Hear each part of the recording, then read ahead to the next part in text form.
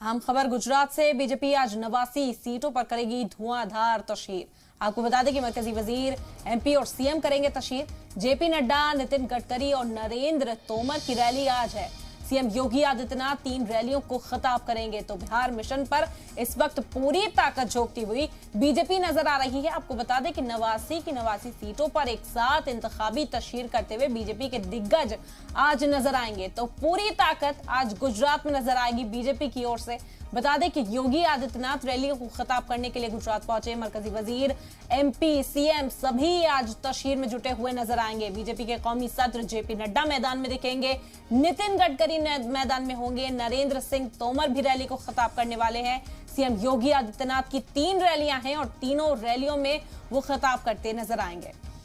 गुजरात में आपको बता दें कि बीजेपी का मिशन 89 है। आज 89 सीटों पर मेगा प्लान है। बीजेपी की बिग बॉम्बिंग है और ड्यूटी पर रहेंगे आज सभी मंत्री, सभी सीएम। बता दें कि आज हुंकार भरेंगे। मिशन 89 आज अंजाम दिया जाएगा गुजरात के अंदर। आपको बता दें कि योगी आदित्यनाथ से लेकर नरेंद्र सिंह तोमर तक सभी दिग्गज मैदान में हैं। एक तरफ जेपी नड्डा नजर आएंगे तो दूसरी तरफ नितिन गडकरी होंगे।